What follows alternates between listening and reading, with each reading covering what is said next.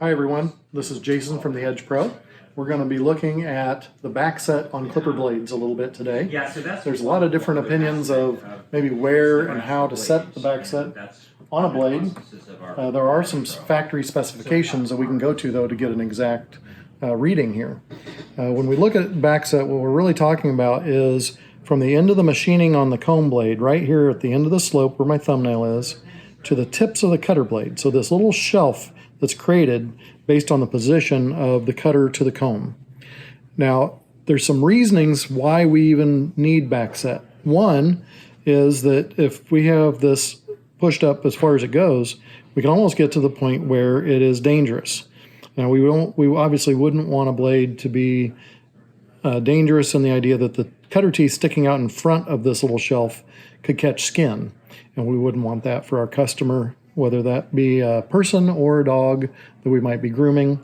And so we're going to pull this back in a fashion that there is that little safety zone for it. The other reason that we do this is that the slope section of the tooth of the lower blade, which is ultimately called the comb, its design is to comb the hair.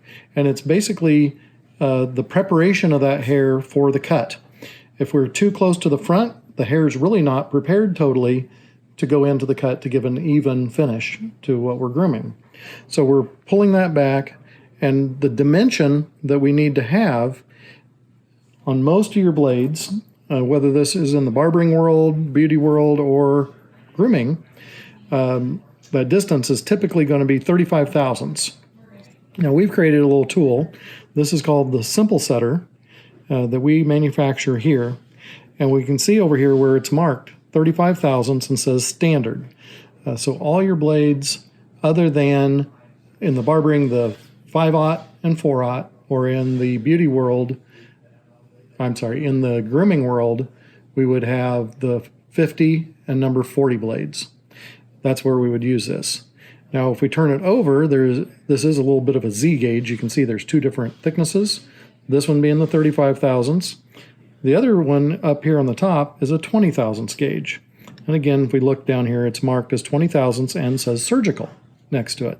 So again, that is the one that we would use on the 5/0, the 4/0, could be used on the 000 on the barbering, then also for the 50s and 40s in the grooming world. All right. And again, this is also got just some information about us with our phone number right there on it. All right, so if we were to look at this now, I'm going to hold the blade over, see if we can maybe move over here a little bit with the bench. I'm going to lay this tool, we can make that out in the video. I'm standing up 90 degrees to that surface, and the back side of the gauge is resting against the tips of the cutter. On the front side then, we come around, you can see a little bit of our machining extending out in front.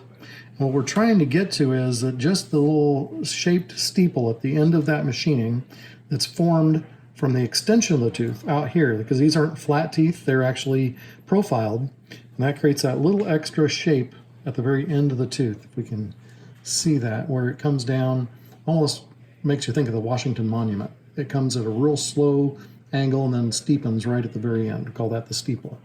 So I'm going to slide this cutter up just a little bit because it looked like we were back, still a little too far. Now when I stand this back on, we're to that point where we just see those triangles or those little steeples sticking out in front of our gauge, showing us we're within the right tolerance for the Backset. All right, so again, I'm going to lay it in there. We can see where we just have our steeples, and it gets rid of all the noise, call it, of all the different shapes and angles, all the different open spaces, so we can focus in from one corner to the other and note that whether we're straight or crooked. And just looking at this real quick, it looks as though toward the left is a little bit closer than what the right corner is. So we're a little bit crooked. We don't want to give that back to our customer that way.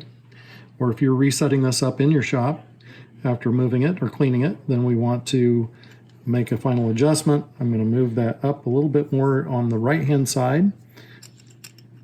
We'll lay the gauge back in, and now we're nice and even. We can tighten our screws to lock it in place. Now this is true, again, I've got a couple different examples of blades. Here again, we would lay this in place, and there's our proper adjustment. We've got just those steeples out in front. Okay. Here is, in this case, it's a 40 blade, similar to a 4/0 in the barbering. And we would want to set this up for surgical. So again, I'm going to look at my gauge, flip it so that I have the 20,000 side in front. I'm going to lay that down. And again, we just want the tips of the teeth to peek out in front of our gauge.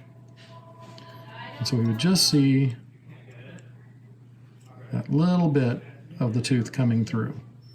All right, that is our proper adjustment. If you liked our video and our content, we'd always like to see some likes or any feedback you may have. And if you've got other ideas of videos or things you'd like to learn about clipper blades, sharpening, or scissors and sharpening and maintenance, please give us some feedback. Thank you.